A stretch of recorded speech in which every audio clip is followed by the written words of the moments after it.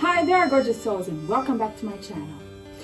Tonight I'm talking with Priscila Garcia. She's the good soul that took care of me. I had, how can I put in nice words? I had an eschatological experience with ayahuasca. Wasn't it? Happens. It happens, yeah, it happens, but it was my intention. And Priscila is the person who took such good care of me. I felt very supported and cared for, not only by her, by also my shaman Stan, by the indigenous people from the Cariri Chocó, and also my son Richard. Who would imagine that my son would have to take care of me?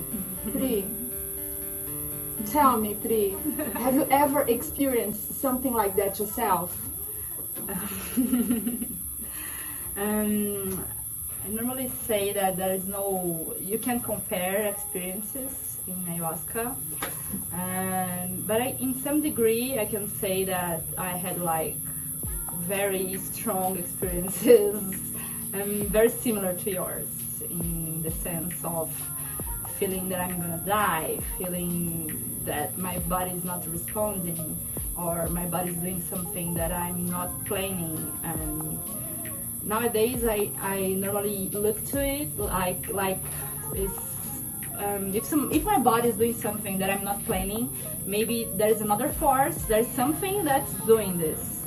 So I see it like the response of something it's really spirituality. So I had many times experiences like yours, and that's why I care for other people in this sense. Like I receive this care lots of times, so it's only my duty to give it back. Give it back, yeah. Give it back. It doesn't matter how many stories you listen about ayahuasca, how many stories you read about it. Each experience is unique, and each time that you take is going to be unique. First of all, I want to say that I am not saying that you have to do it. If you hear that calling, if you hear that you have to do it, then this video is for you. But don't do it for fun or for hobby or for a festival party. It's not that. It's a search for enlightenment, for deep cleansing, just like I had. What is your story? What took you to this? Oh, I think many of us have this urge of being united with unity, like returning to the being, returning to the soul, to the spirit.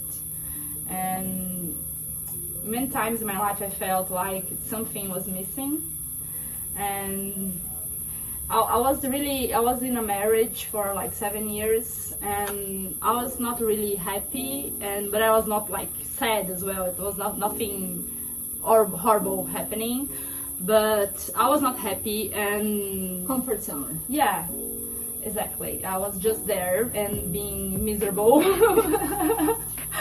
And a friend of mine, I had heard lots of stories about ayahuasca, and I really am someone that is really close to nature. I'm always like in the mountains, and my mother and my father were born like in very countryside places, really in touch with nature. So I had this connection already. But I felt like I was not looking to it as I should.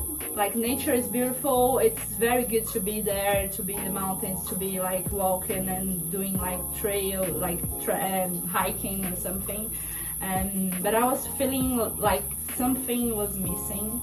And when I heard the call, as you said, it's very important to like really feel that's the right time for you. So shamanism is not only ayahuasca or not only plants that take you somewhere inside you. There are lots of ways you can experience shamanism. It's like a way of living, actually, like really being in touch with nature, really respecting every soul, every, like, it's not like animals and beings that speak, but the stones, the river, the water, we have a relationship with the rain, the mountains, the wind. Everything is special. Everything has a soul, has a spark, and shamanism for me is to have a relationship with everything. Like,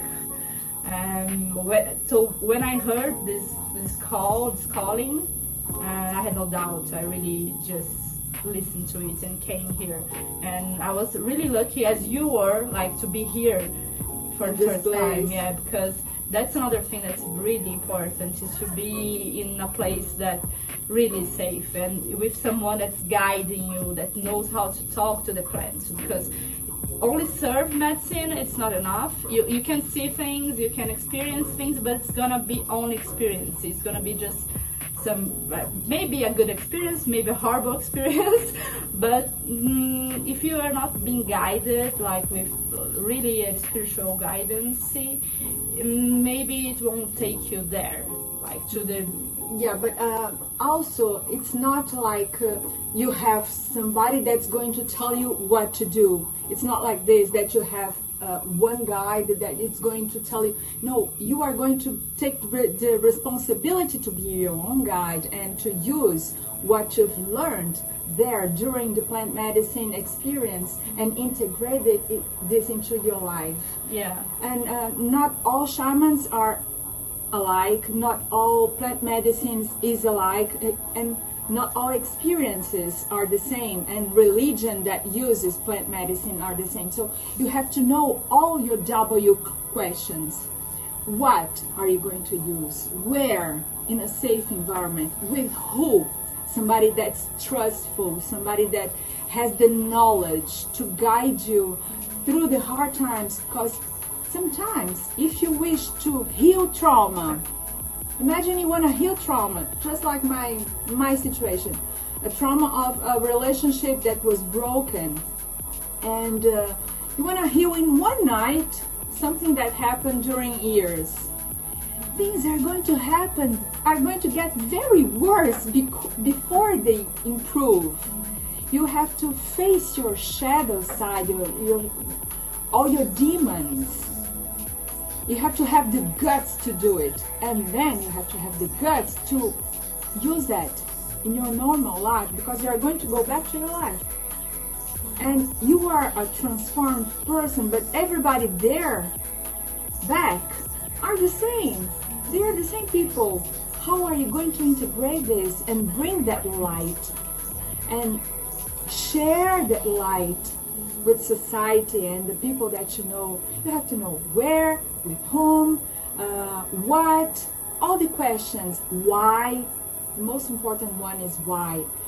So the intention that you have before you do it is very important. Yeah, it's really key, because many people just come for curiosity, and that's nice too. So if you are really open to see what's gonna happen, it can be really nice. But some people come with expectations and thinking that's gonna see lots of things and see animals, see beings from other planets and stuff like this. But as I said, every experience is different. So and every person has its own like mediunity, mediumship. So my kind of mediumship is not related to visions, for example. I don't see anything like beings or planets or things. I see energy. It's very different. So you can say you're gonna see your past lives. Some people see past lives, see like traumas from their infancy that they don't remember. Many people cast light into something that has been really shaping their behavior, but they really don't know. So they find the roots. Yeah, many people do this. So interesting. Yeah, and that's nice.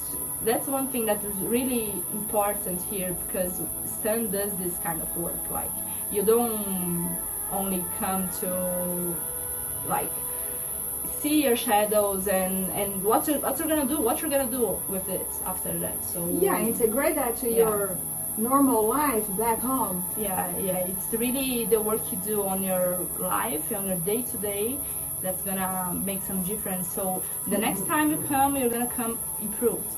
And if you don't do anything, if you don't change anything, and if you don't change your behavior, because it's really something about how you portray yourself in the society, how you're gonna be yourself, really, how you're gonna talk to people, how you're gonna relate with people, how you're gonna treat everything, like I said, the stones, the dogs, and how you treat everything is important. So shamanism is about relationship, really. I've got a curiosity, Priscila. Okay, if you follow Judaism, you are a Jewish. If you follow Jesus Christ, you are a Christian. But if you follow shamanism, you are not a shaman. What are you then?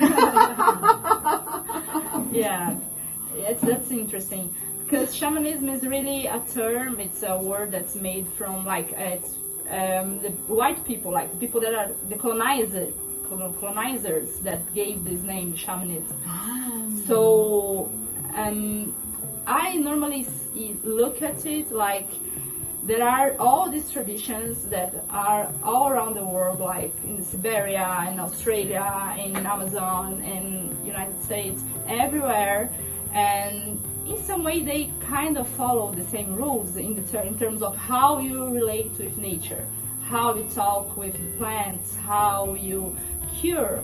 So there are lots of ways of cure and to heal yourself and heal other people. And if you start to look at it, you're gonna see that in many countries that they are not connected in any way, they do exactly the same things. So shamanism, the term shamanism is not something like, it's not a religion, it's just how you relate with nature. So for me, if I'm like in this tradition here that we kind of follow, we call the caminho vermelho, the red way. I don't know if in English we use this term, but you know, Red path. red path. The Yes. red path. The red path. There are some. It's not rules, but some traditions really, like temazcal. It's a kind of ceremony you do like in a dark place with stones and the water, and this kind of rites of passage. There are in United States, in Mexico, in other countries, and they are really similar. In the Netherlands also, we do that there also, but we put water Sauna, with, kind of sauna. Yeah, in a kind of sauna. Yeah. We So do very often. yeah, you see in lots of countries, lots of origins, and lots of traditions that follow the same path, kind of. And we do also naked. Yeah, naked's nice. Yes, it's the best way to do it. And about the question, Okay. I see it like I'm just I don't follow shamanism. I use this knowledge from these people that are people from Earth, like that people that they don't have like the colonizer doing much stuff there, so they kept their traditions and they are so good to follow. Like you just start to do things and you start to live better, to have better relationships, to see the beauty in everything, see the birds and the insects and the larvas and all the worms and everything, and you see the beauty in everything. So it's just a way to relate with stuff and life in general, I think. There's no term. Some people, there are lots of shamanism nowadays, like urban shamanism and shamanism. Yeah. From like lots of different modern ways to see it. Everything changes, so this is awesome. Yeah, and it's really, if you see it in the root, it's gonna be someone that's really living in nature. But you can practice shamanism in a way Wherever you are. in an urban environment. So Absolutely. yeah, Absolutely. it's just a way of seeing things and living, relating to things. I see. Okay, Priscila, thank you so much. So guys, if you want to find Priscila, she's on Instagram. I'll leave here in the description below where you can find her. Thank you so much for watching this video, and check this other one. I think you're gonna like it.